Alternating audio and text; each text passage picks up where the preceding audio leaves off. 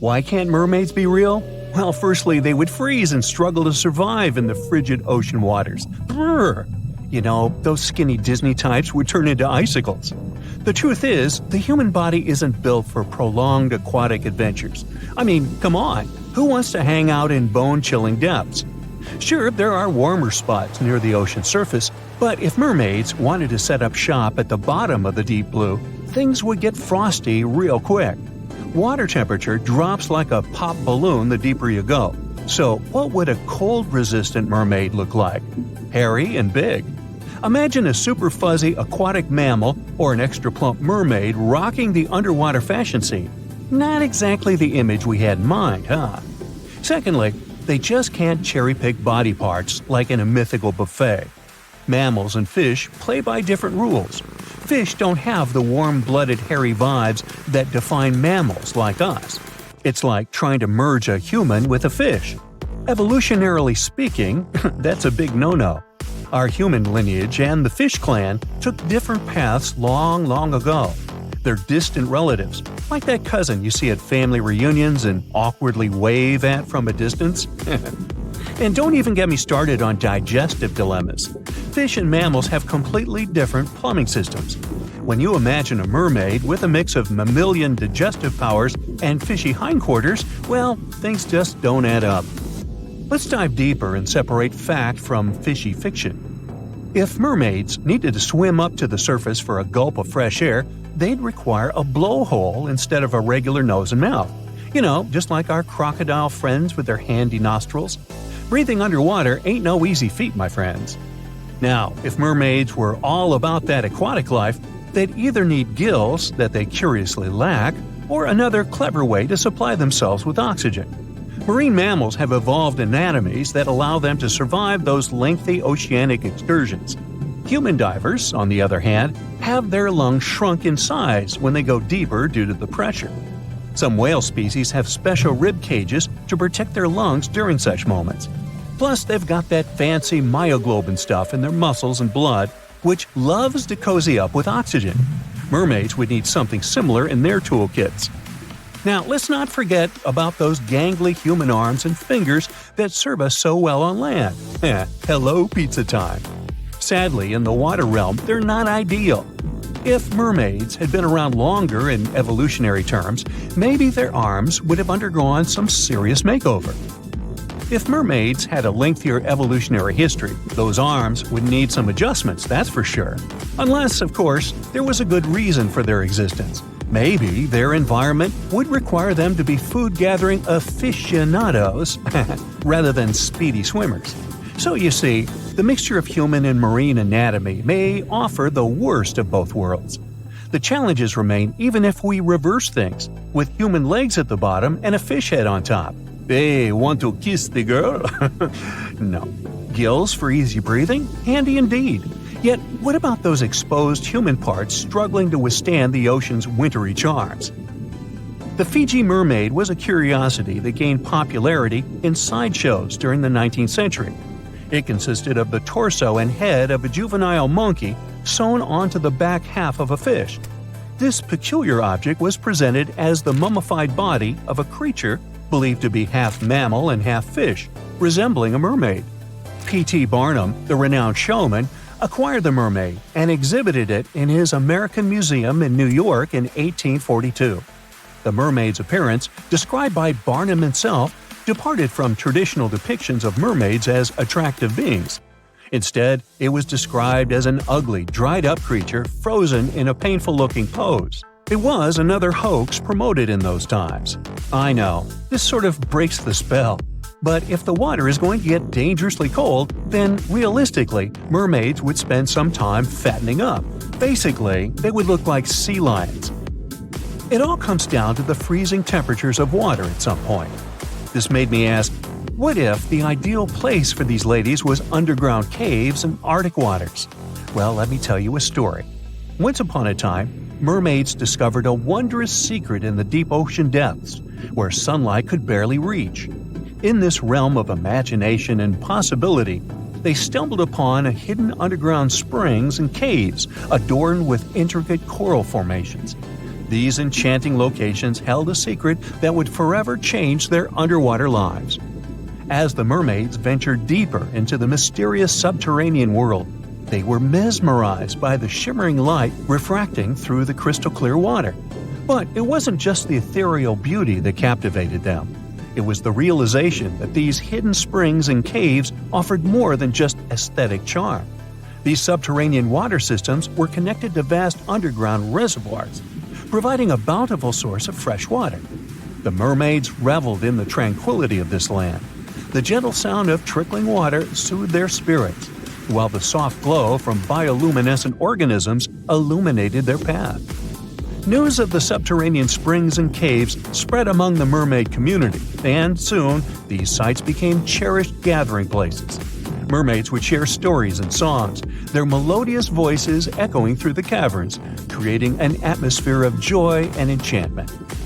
There was another place where they could live happily, the icy Arctic and Antarctic regions, where frost and snow reigned supreme.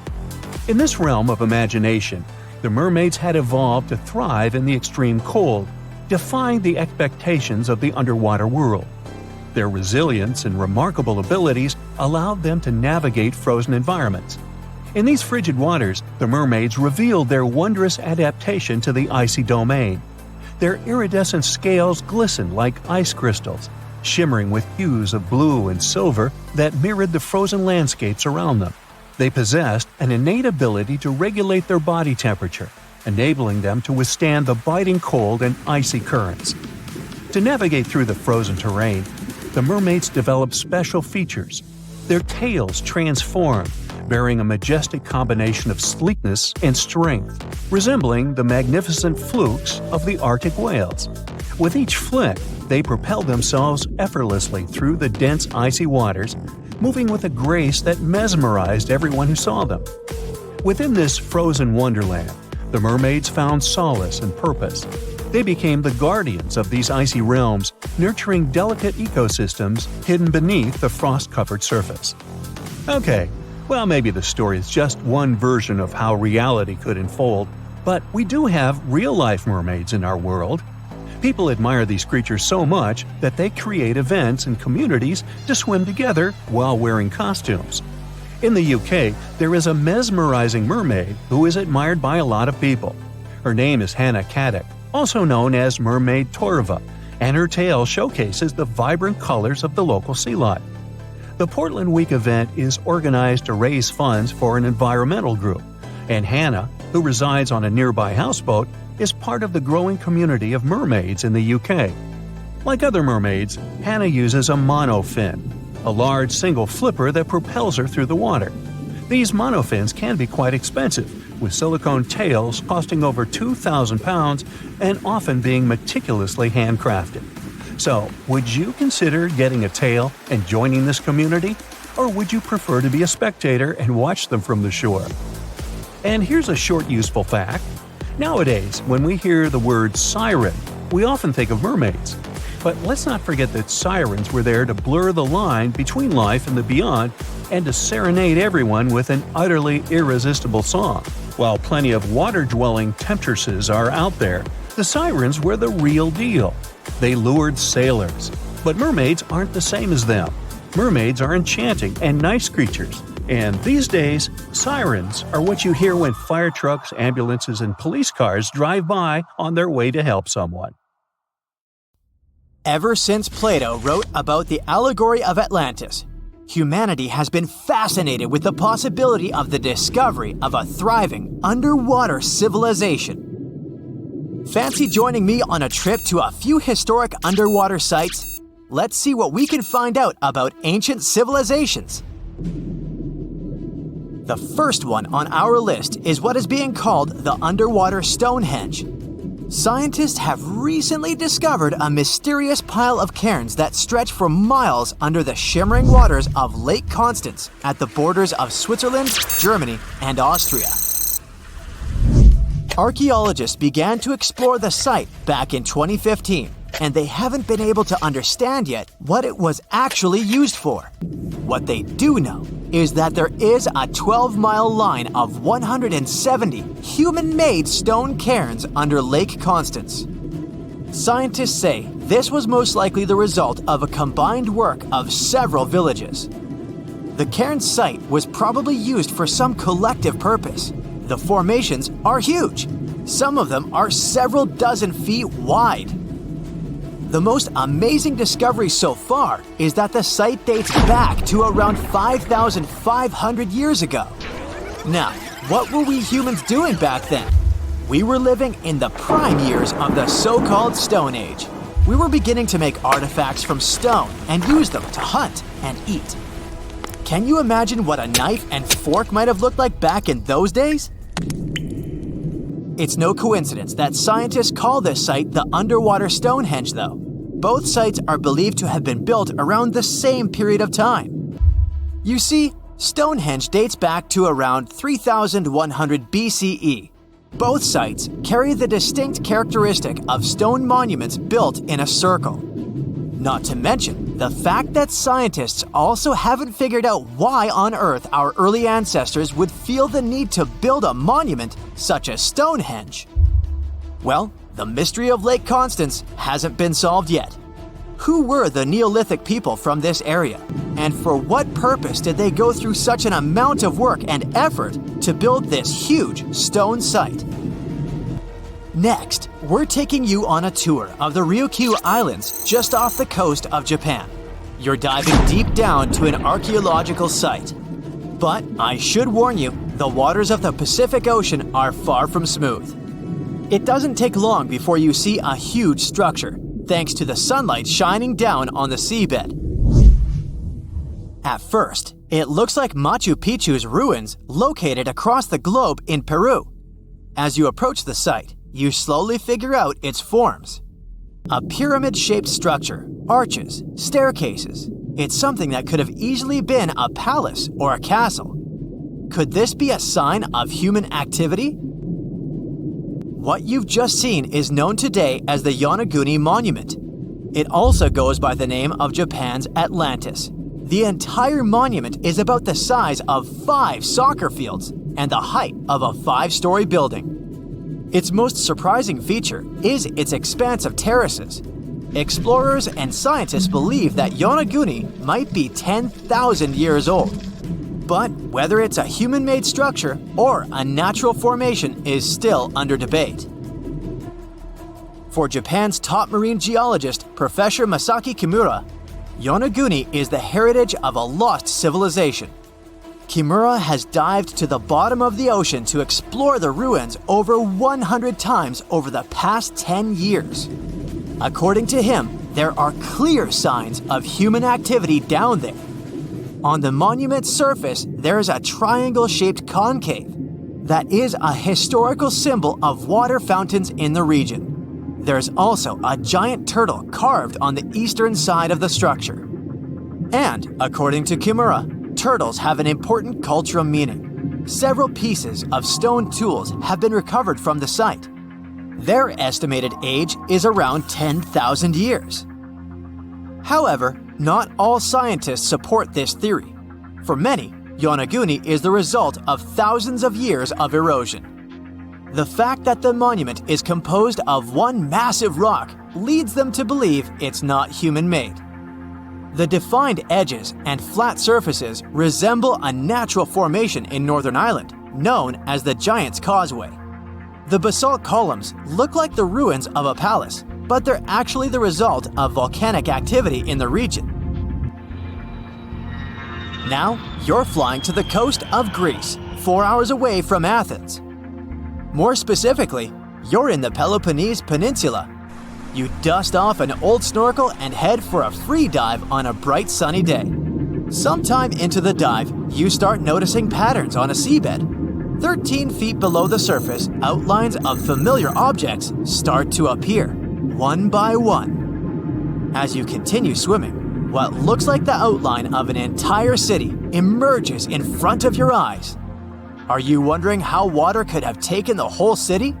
Rocks are perfectly aligned into what appears to be the foundation of a building. This is Pavlopetri, an ancient city you've probably heard about for the first time. It was discovered by Nicholas Fleming, a British oceanographer, when he was on vacation in Greece. He had heard rumors about Pavlopetri's existence and indeed found several artifacts on the seafloor. He went back to the area a year later with the team. They found a site filled with pots, storage vessels, and tools. A kernstone, for instance, is a tool used for grinding grains and turning them into flour. Multiple amphoras indicate that this settlement dates back to the Bronze Age, 5,500 years ago, when people started living in towns. The settlement is believed to have existed for over 2,400 years. Today, Pavlopetri is considered the oldest submerged town ever discovered, and what's impressive is that it wasn't a simple village. It was a vibrant port city with stone buildings, a marketplace, streets, and even squares. The next stop on our voyage is one of today's most famous underwater cities that has been turned into an archaeological park. The city of Port Royal in Jamaica exists only below the surface, but in 1692 it was one of the wealthiest cities in the Western Hemisphere. Port Royal was the center of the British Empire at the time and an important trade city that attracted people from all over the region. It was also home to real-life pirates of the Caribbean. On the morning of June 7, 1692, the people of Port Royal met a different fate than they had probably expected. The city woke up shaking. People were thrown out of their beds by the power of a massive earthquake, ranking 7.5 on a Richter scale. One survivor said he had seen Earth opening up and swallowing the whole town. What he said could be true, as the city was mainly built on sand. The ground swallowed buildings, roads, you name it. Geysers erupted, and finally, waves as big as 10-story buildings hit the city. About 33 acres of the city disappeared under the water. Amazingly, most of its 17th century remains are still in good condition under 40 feet of water. Archaeologists have found taverns, storage rooms, kitchens, and recreational buildings used for diverse purposes. You can also see a grand lion statue, a submerged bridge, and many picturesque arches. Of course, I saved the best for last: India. Just off its coast lies another sunken marvel. A site known as the Lost City of Cambay is located in the Gulf with a similar name. It remained undiscovered until 2001, when the National Institute of Ocean Technology made a routine water assessment. With the help of sonar technology, which sends a wave sound to the bottom of the sea, they found something far beneath the surface. Images showed well-defined geometric shapes spread along a 5-mile stretch. The remains date to more than 9,500 years ago, meaning this civilization was lost at around the end of the Ice Age. Debris recovered from the site included construction material, pottery, beads, sculptures, and even bones. Scientists argue whether these artifacts are indeed from the site, but if they truly are, then the lost city of Cambay might be the oldest civilization in the world. Ooh, so check this out. Researchers just found some super old footprints from a family of extinct humans, like we're talking 300,000 years ago. The prints belong to a group of Homo heidelbergensis. Ooh, that's a tough one, but I nailed it. So those dudes were pretty advanced for their time. They were building homes and hunting big animals. But unfortunately, they couldn't handle climate change and disappeared about 28,000 years ago. No, they weren't sissies, trust me. The weather was really tough back then, and they couldn't just go grab a down jacket like you do. So, the University of Tübingen crew made the discovery in Germany, where they found the perfectly preserved prints in a forest by a lake. Apparently, elephants, rhinos, and other critters used to come relax by the lake, and so did this Heidelberg family. The scientists believe they were probably just a family outing rather than a group of adult hunters, since there were little kid footprints too. And depending on the season, they could munch on plants, fruits, leaves, shoots, and mushrooms around the lake. Experts even found tracks from an extinct elephant species that used to weigh up to 13 tons. Now, can you imagine seeing one of those in person? Just so you know, 13 tons is about 45 times as heavy as a pig. Oink. They were digging around in Schöningen when they stumbled upon some elephant tracks that were 21 inches long. That's like the length of a really big ruler. They even found wood fragments in the ruts that the elephants had left behind. But wait, there's more. They also found a rhino print from the Pleistocene era, which is pretty wild. It's the first time they found a footprint from this particular species in Europe. Who knew rhinos had such big feet? Except those whom the rhino stepped on. Meanwhile, over in New Mexico, some British and American archaeologists found some ancient human footprints that date back 23,000 years.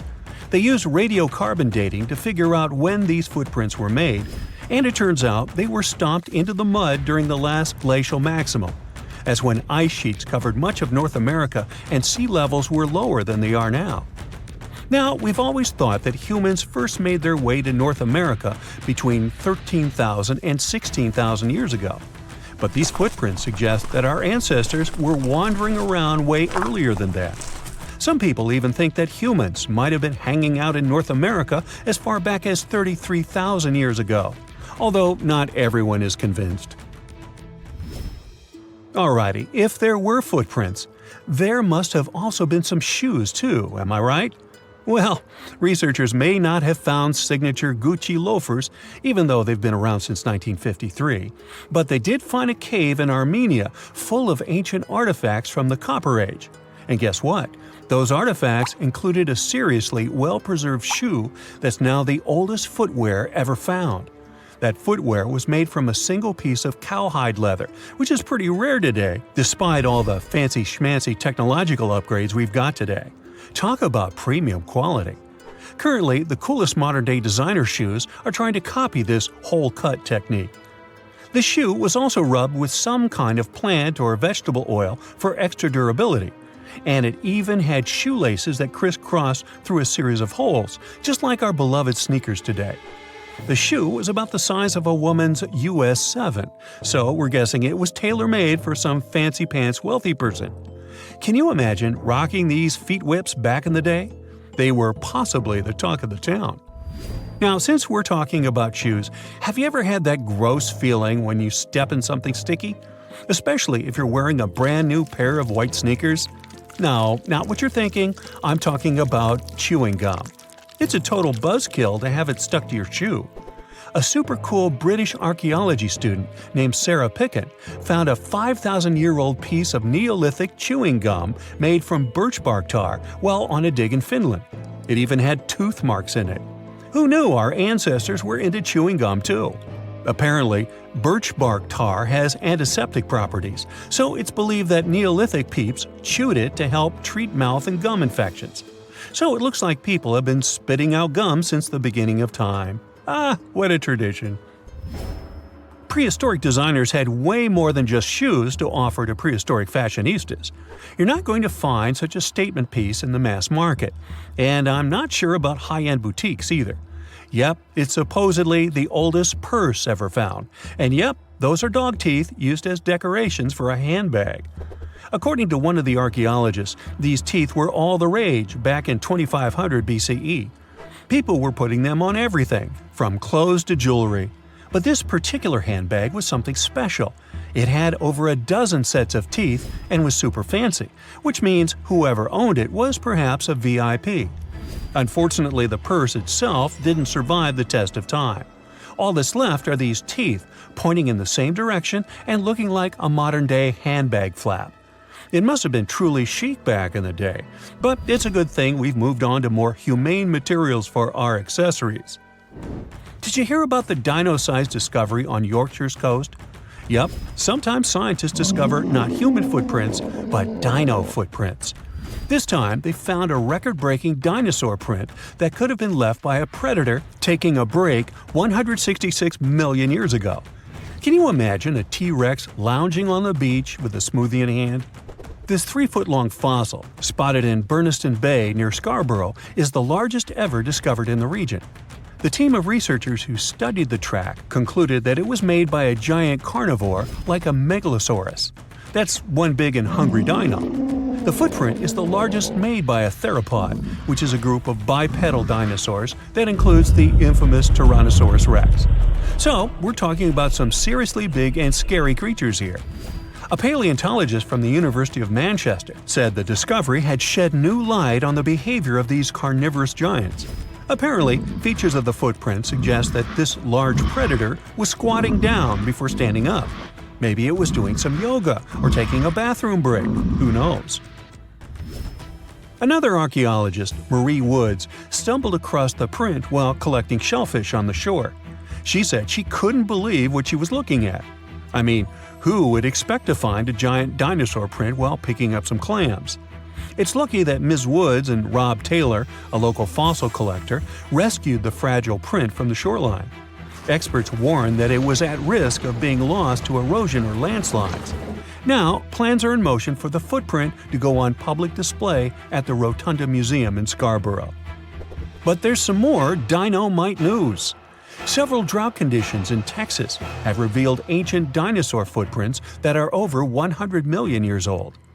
Multiple dinosaur tracks belong to the dinos were recently discovered at Dinosaur Valley State Park in northwest Texas. The droughts have caused a river running through central Texas to dry up almost entirely, which is how these prehistoric prints were finally uncovered.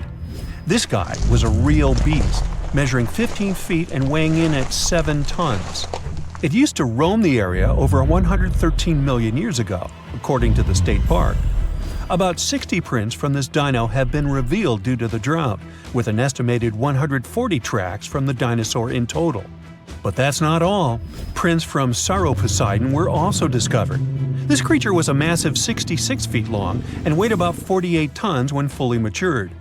Experts believe that the Acrocanthosaurus preyed on Sauroposeidon, which explains why their prints were found together. There's a weird thing though. Sauroposeidon was bigger than Acrocanthosaurus. Can any professors please explain to me why the smaller dude would munch on the bigger one? Imagine you've booked a tour through the jungles of Costa Rica. All of a sudden, you stumble upon a huge stone sphere, nearly the length of a king-sized bed in diameter. How on earth did it end up there? And what does it symbolize? You immediately ask your guide. He's not as amazed as you are, and tells you that there are actually several hundreds of them scattered across the south of the country. The mysterious stone spheres don't have an official name. The locals simply call them las bolas, which means balls in Spanish, while historians refer to them as Diques spheres, after the culture that produced them. Scientists have studied the sediment layers of the Earth around them and estimate that the earliest were made around the year 600 CE, and the newest ones date to the year 1000 CE. Many of the spheres were relocated after their initial discovery, and that's why archaeologists can't date them precisely. The Diques culture completely disappeared shortly after they were discovered by the Spanish in the 16th century. Unlike the Mayas and the Aztecs, the myths or legends of these peoples didn't survive, so they cannot explain the existence of the mysterious orbs. More than 300 of these objects have been discovered so far, with some being smaller than 1 inch in diameter, and the largest measures 6.6 feet in diameter, standing taller than most humans. Although there are ones made from limestone, most spheres were carved out of a coarse version of basalt, a type of rock that forms when lava cools rapidly. Some orbs weigh up to 15 tons, and in most cases, their surface is smooth to the touch, although there are coarse, mostly unfinished pieces. If we throw away the theory that river erosion naturally sculpted the spheres, the ancient people seem to have created them by hammering boulders with other rocks.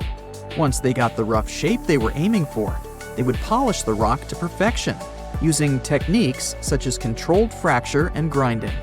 The mysterious spheres are located in the Diques Delta, on the coast of the Pacific Ocean.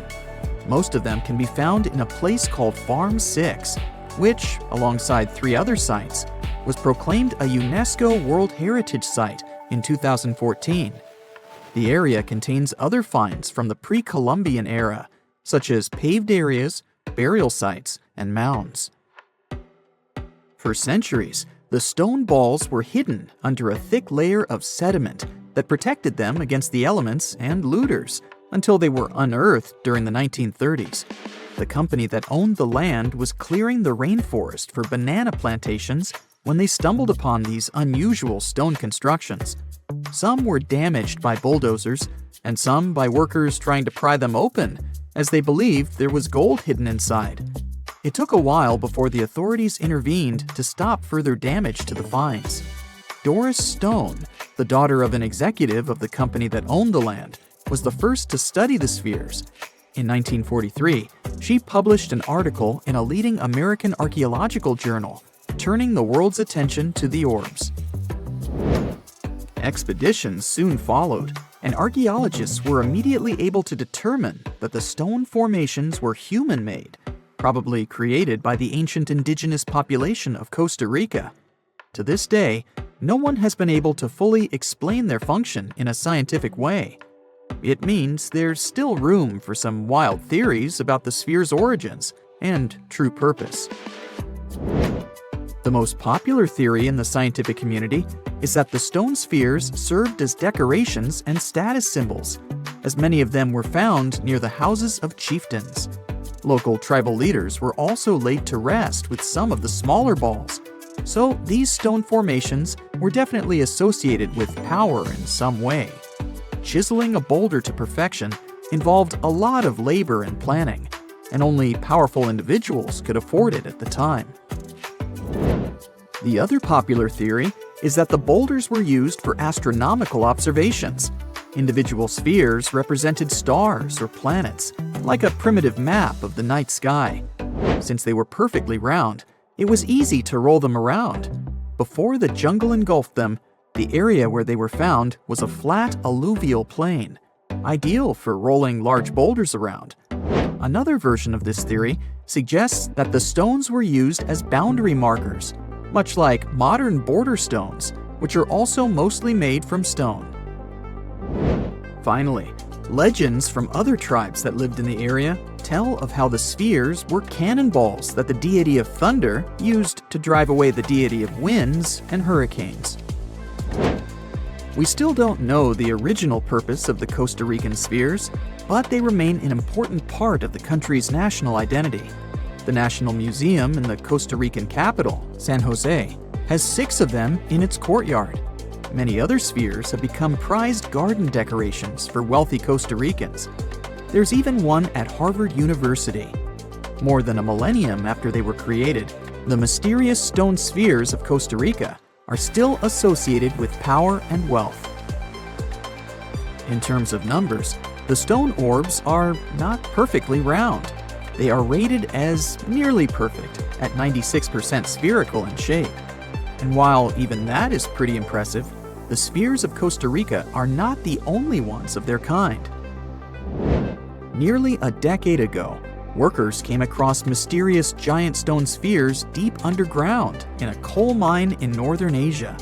The surface of the spheres, which measured a little over the length of a human footstep in diameter, was unusually smooth, and people tried to explain it somehow. Some were certain they were out of this world, and others suggested the spheres were actually petrified dinosaur eggs. Scientists quickly put an end to further discussion, as it turned out that the mysterious spheres were concretions. Those are rock formations that take millions of years to form deep underground. Think of a pebble that picks up snow as it rolls down a hill. That's how concretions are made. Groundwater, rich in sediment and minerals, flows around the sediment, slowly shaping it into a perfect orb. The process is quite common in nature, but most concretions are fairly small. The spheres found in the coal mine grew to their size in the mineral-rich ground, and they were big enough to get the press and the general public interested. Another possible case of concretions is the massive stone spheres found in the Visoko Valley in Bosnia. Samir Osmanagic, better known as the Bosnian Indiana Jones, was the first to explore those objects about as wide as the length of a London bus. He believes the stone spheres were carved by a lost civilization that lived in the area 1,000 years ago. The reddish color of the orbs, though, is proof to geologists that they are indeed concretions, rich in iron content. The Moki marbles, found in rural Utah, are similar in color to the Bosnian spheres. These tiny concretions are the size of toy marbles and consist of a sandstone core and a shell made out of hematite, an iron ore. In South Africa, miners have come across Klerksdorp spheres, which are similar in shape and size to Moki marbles. The only difference is that these ones formed inside volcanic sediments and ash. The most intriguing among human-made tiny spheres are probably the orbs found on several Greek islands. Scientists discovered 700 stones smaller than golf balls near the Bronze Age site of Akrotiri on the island of Santorini. They believe that the finds were between 3,600 and 4,500 years old. When they compared all the stones' variations in size and color, the archaeologists concluded that these enigmatic stones could have easily been the oldest board game ever made. With the help of artificial intelligence, scientists are now trying to work out the rules of this game. During the early 1920s, the world was mesmerized by King Tut. A British archaeologist, Howard Carter, discovered the young pharaoh's tomb in Egypt's Valley of the Kings, 1922. But the public wasn't only interested in gold and jewelry. The press wrote about the curse of the pharaohs, but was it true? Was an ancient curse really the reason everyone entering the pyramids lost their lives? At the time, this was the only explanation for a series of unexplained passings. The man present at the opening of King Tut's burial chamber, George Herbert V, Earl of Carnarvon, lived only 5 more months after the discovery. He had also sponsored the dig. In comes Sir Arthur Conan Doyle. You probably know of him, the English writer behind Sherlock Holmes. He claimed that an evil elemental caused the explorer's demise. He must have been joking, right? Unfortunately, no. The newspapers continued to blame the pharaoh's curse after every Egyptologist left this world. These are the scientists who study the ancient cultures of Egypt. The archaeologist who opened King Tutankhamun's tomb passed away full 17 years after the discovery. The reason for it wasn't a secret: Hodgkin's disease. Yet again, journalists around the world wrote of a curse. This was getting ridiculous. But science must have had a rational explanation, right? Well, it did. And that explanation was common mold. Harmful fungi, Aspergillus, can survive for ages in sealed tombs. When humans inhale them, there's a high risk of infection in people who have a weakened immune system. Today, doctors believe this is what happened to the unfortunate explorer more than a century ago. Scientists now know that this type of fungi grows especially well on grain. And King Tut's tomb was full of offerings in the form of baskets full of raw grain and bread. Researchers discovered other varieties of fungi on ancient Egyptian mummies. These molds can easily cause some nasty consequences for humans. The danger of rotting organic material is real. Just look inside your fridge. Any food leftovers you have there start to go off after just 3 to 4 days. You can imagine what happens to food in a sealed chamber after thousands of years. Food is just one kind of organic material. There is also wood. If you expose it to water or even moisture in the air, it starts to deteriorate. You don't have to travel to Egypt to see the effects of this process. Any abandoned building in your neighborhood can serve as an example. When a piece of wood gets wet and has no way of drying out, there is going to be damage. From fungi to wood-boring insects, the list is long. Rotten wood presents a huge structural issue. Beams and floor panels are all made of timber, so you better not go inside a failing building. You can easily lose your footing. But this is just the tip of the iceberg. The building materials since the time of the pharaohs have changed, but so have the dangers. One of the best examples is asbestos. Until the 1970s, most home insulation materials contained this substance. It was in everything, from boilers to soundproofing. This microfiber provided excellent heat insulation. But then, the United States banned asbestos in 1989. The UK did the same a decade later. The reason for it is that asbestos becomes a health hazard when it gets damaged. When humans inhale asbestos fibers, they can get seriously sick.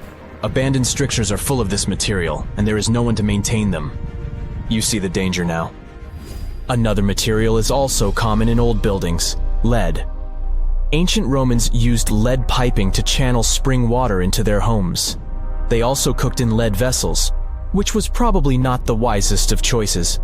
You see, lead and water don't go well together because of something called corrosion. But this problem isn't ancient. US officials banned lead piping only in 1986. That means that 7% of American households still have lead service lines. And this is not the only source of poisoning. Until the mid-1960s, builders used lead paint to coat woodwork. In abandoned buildings, this lead coating snapped a long time ago. Anyone who touches doors and windows will disturb this lead dust and inhale it. The dust particles are at least visible to an unaided eye. This is not the case for carbon monoxide. This gas has no color, so you can't see it. It has no odor, so you can't smell it. No way to detect a carbon monoxide leak at all. And how does this dangerous gas usually escape? Poor maintenance. Well, abandoned buildings have zero maintenance. 1 second, you could be exploring an old factory, and the next you could feel dizzy with and have a terrible headache. These are just some of the symptoms of CO poisoning, the less severe ones. But what is the source? All it takes is for an old boiler to finally give way after years of neglect. We've reached an important question. What is the main factor in air quality inside a room? If you are thinking the level of oxygen, try again.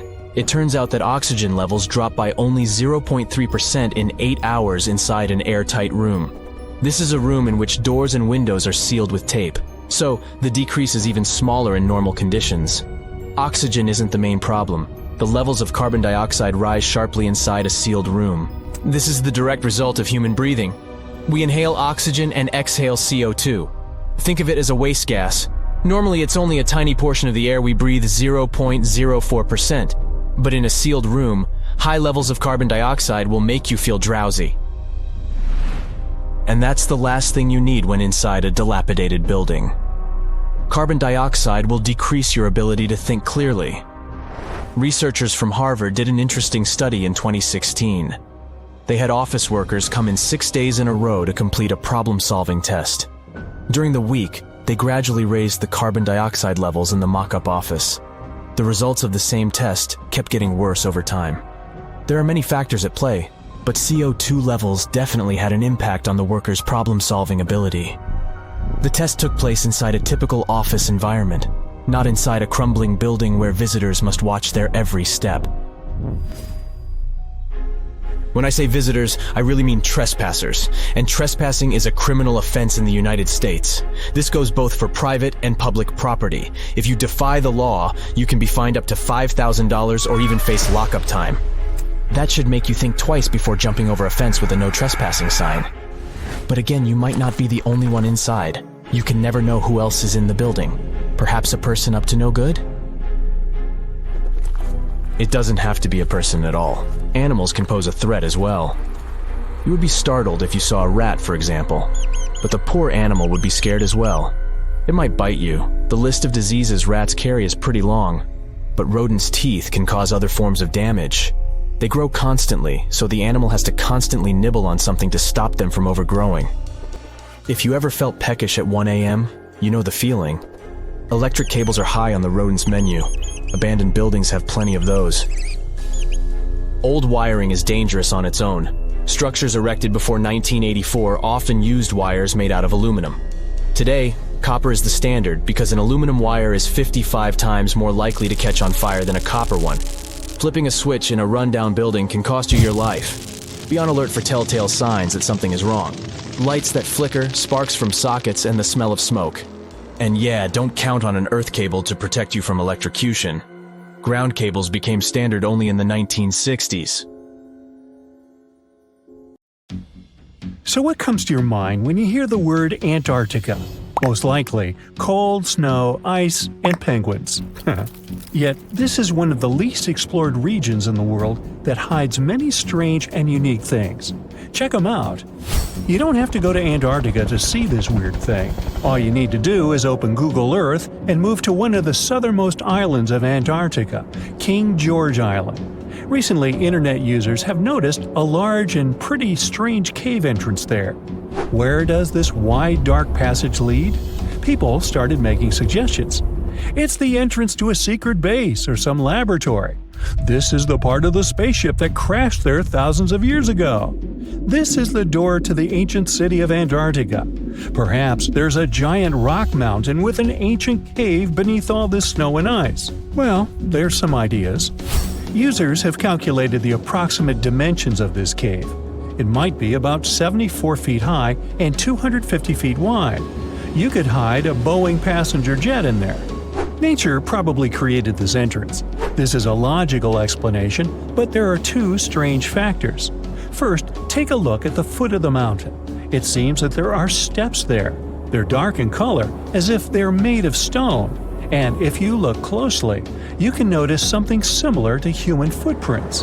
Has anyone entered this cave? Or maybe someone is still living there now. The second oddity is the disappearance of the mysterious finding. For the first time, people noticed it in a Google Maps snap in 2007. Then the entrance disappeared. Then it reappeared a few years later. After that, it vanished. And in 2022, people saw it again. Perhaps old snow melts, a new layer falls, and then the wind blows it away and the cycle repeats. But the alleged steps leading deep into the cave make one doubt the natural origin of this tunnel. You can easily find the coordinates on the internet and visit the cave via Google Earth. You might see something there and tell the world. There's another strange thing people discovered with the help of Google Earth. In 2020, one user found a strange object that looked like a giant ship 100 miles off the coast of Antarctica. It was covered with ice and snow and lying on its side. It looked like a cruise ship. You could notice the windows, the deck, and the bridge. But not all people agreed with this. Some claimed it was a spaceship. Others said it was some kind of secret building. The user who first noticed the ship stated that its size was about 400 feet, which is the perfect length for a passenger vessel. But what is this ship doing in such a remote place in the middle of a glacier? How did it get here? Who was its captain? No one has found the answers to these questions yet. In 2016, people using Google Earth discovered a photo of an unknown sea monster floating off the coast of Antarctica. This creature resembled a giant squid with a length of about 200 feet. This is slightly shorter than 3 train cars. Just imagine this kraken swimming in Antarctica's dark, icy waters and dragging to the bottom everything it meets on its way. Maybe it's the great and terrible Chulu, or one of its offspring. You will quickly notice this blood-red waterfall among Antarctica's endless, dazzling white landscapes. Don't worry, it's not blood. For many centuries, the waterfall has been painting snow in a bright red color. The stream flows straight out of a white iceberg. Let's look inside and find out what's happening there. Millions of years ago, there was a small crystal-clear pond, but then a glacier formed around it. A thick layer of ice and snow blocked sunlight, heat, and oxygen access. For millennia, the reservoir remained in this cold vacuum. But at one point, the water made a hole in the icy wall and broke out. When this salty water comes into contact with oxygen, it immediately turns scarlet or rusty. Antarctica is the only place where you can find such a unique natural phenomenon. One of the driest places on Earth is located in Antarctica. It's one of the most lifeless deserts in the world, the McMurdo Dry Valleys. In this desert, you won't see the scorching sun, hot sand, and cacti. A desert means a place with a lack of precipitation and life. The McMurdo Dry Valleys meet these parameters. But this place is also unique for Antarctica, since you won't find glaciers there. Despite the frost, ice can't form in the desert because it hasn't rained for millions of years there. It also never snows. A strong wind coming from the mountains reaches speeds up to 200 miles per hour. It would be difficult for you to stay on your feet there. The wind is filled with moisture. It heats up and evaporates all the liquid and snow in the desert because of its high speed. Only dry air reaches the ground. But you can find several lakes there. They don't freeze, only thanks to the high concentration of salt. The water is so salty that large life forms can't develop there.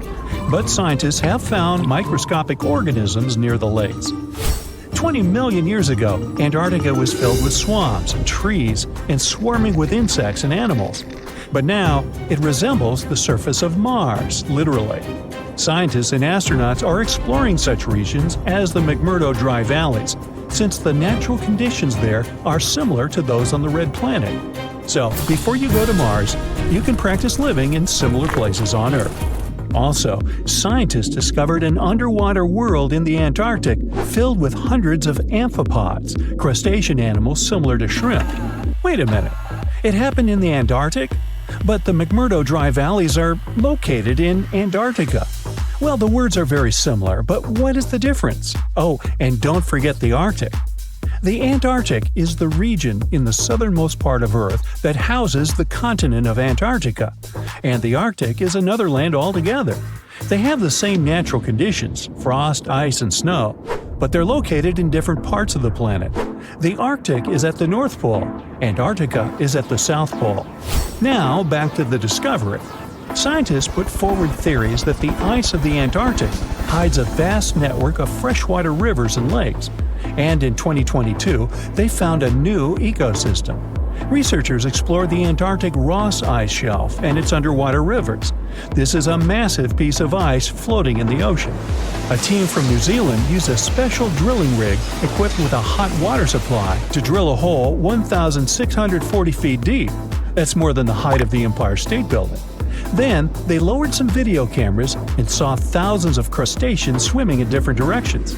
So it seems they're very unorganized. In the waters of the Antarctic, you can also meet some of the scariest creatures on the planet.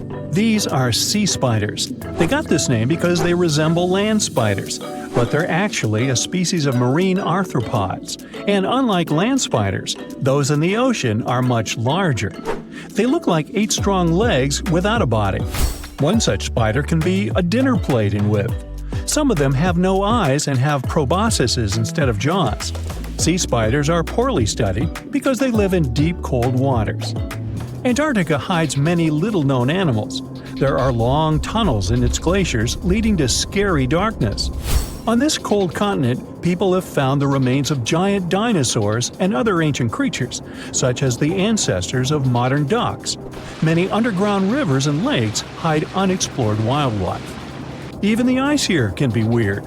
Take a look at these striped icebergs. They have blue, black, green, and turquoise shapes. The color depends on the conditions of the water during freezing.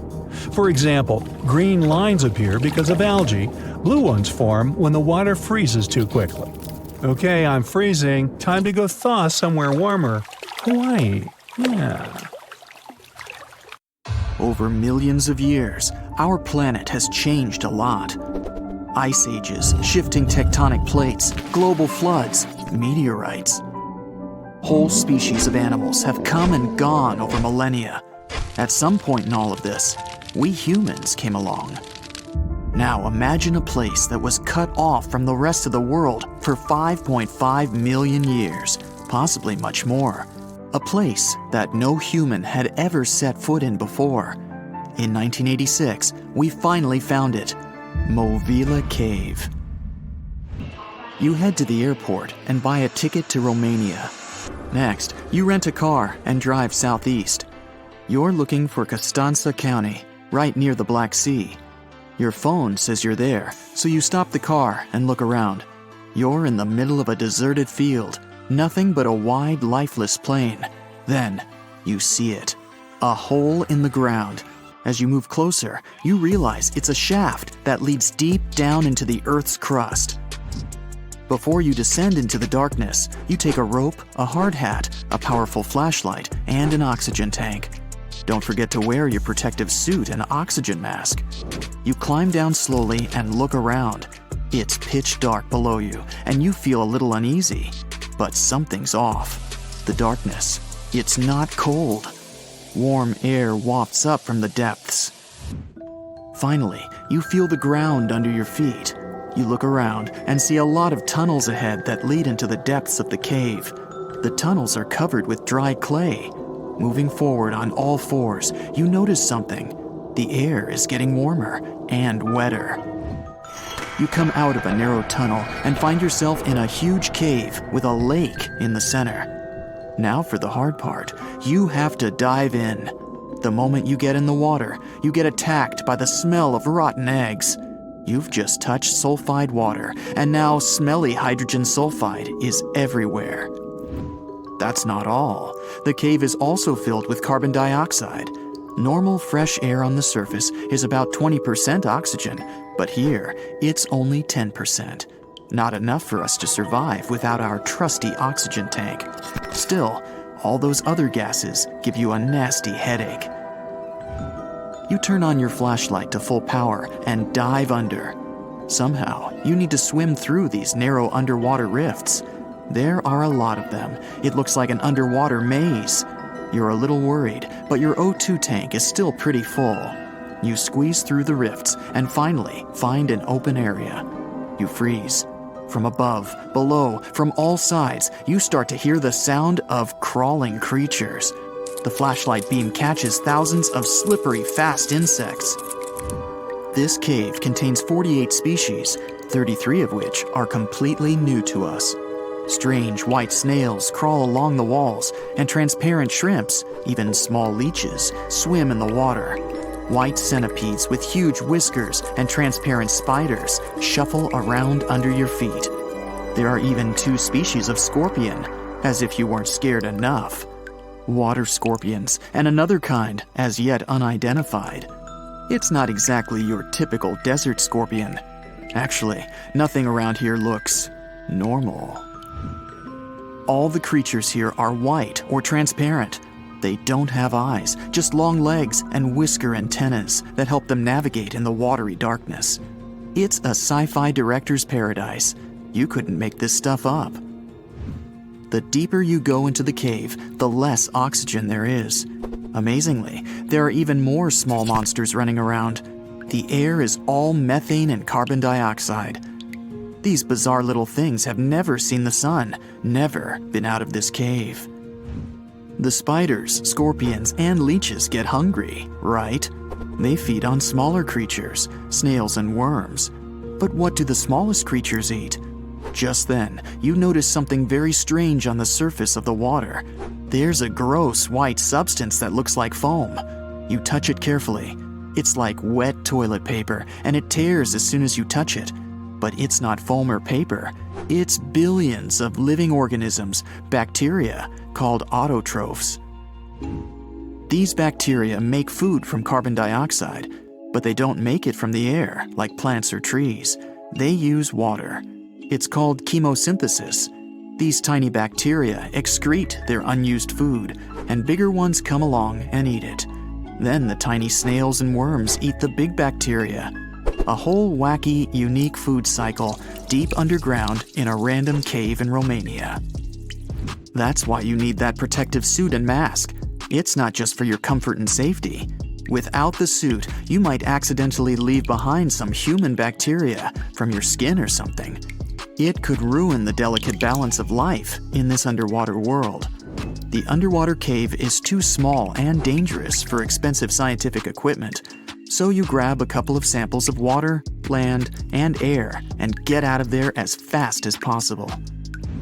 The cave hasn't been fully explored yet. The Romanian authorities don't allow just anyone to scuba dive on down there. Let's see in a few years. Who knows what else they'll find? You're back at your fancy lab, and you start to understand why that cave is such a big deal. The conditions in Mobile are almost the same as in the first years of Earth's existence. Back then, our world was shielded from the sun by a dense atmosphere. It's actually possible that the microbes found in the cave are the same ones that were around way back when life began. These bacteria could turn out to be incredibly useful. They oxidize the dangerous gases, methane, and carbon dioxide. Basically, they make them harmless. Thanks, little guys. Mobile Cave isn't the only extreme place on Earth where life still finds a way to survive and thrive. Picture the Eiffel Tower in Paris. Now imagine 10 of them on top of each other. Now imagine drilling down that deep. Got it? Life still goes on even this far down. There's almost no oxygen there. The pressure is insanely high, and it's hotter than the hottest desert. Welcome to the nematode empire. Nematodes are worms, and these wiggly dudes are tough as nails. When there's no air, no food, or it's just too hot, they transform. It's called the dour stage. It's a state of stasis, of deep hibernation. The worm's metabolism slows way down. It's like they go to sleep for a long time and only wake up when there's enough air or food around, or when it gets cool enough. And you don't have to dig that deep to find these creatures. Nematodes are found all over the world. They live in hot springs, in deserts, high up in the mountains, in the harsh cold of Antarctica, inside animals, and even inside the human body. You don't have to travel to Mars to find out of this world scenery. There are places on Earth that look unreal. The Danakil Depression in Ethiopia is one of the hottest, driest, and most inaccessible places anywhere on Earth. It's a large desert that gets almost no rain, but there's still plenty of liquid around. It sits on 2 active volcanoes, so liquid hot magma often flows up from under the Earth's crust. There are also colorful lakes full of acidic water. The salt from the lakes reacts with volcanic minerals, making bizarre figures that look like the backdrop of a sci-fi movie. Toxic gases and chlorine vapors rise up from the lakes, making it one of the most dangerous places on Earth. You need a gas mask to survive, but life always finds a way. There are living things here, even in a lake so hot that the acidic water actually boils. Microbes live happily in the lakes and surrounding rocks. If something can survive here, who knows? You can find another tough survivor in the Lut Desert in Iran. They've just discovered a new and special kind of crustacean there. These creatures live in small lakes that appear from time to time thanks to desert rains. This species can survive for decades in dry sediments, just waiting for a tiny bit of water. So these are all very small life forms, but are you in the mood for some monsters? Scientists have just discovered them swimming in the waters off Antarctica. Massive sea spiders, huge starfish, transparent shrimp-like things. In 1 month, researchers found about 30,000 sea creatures, many of them never seen before. Who knows what else is down there?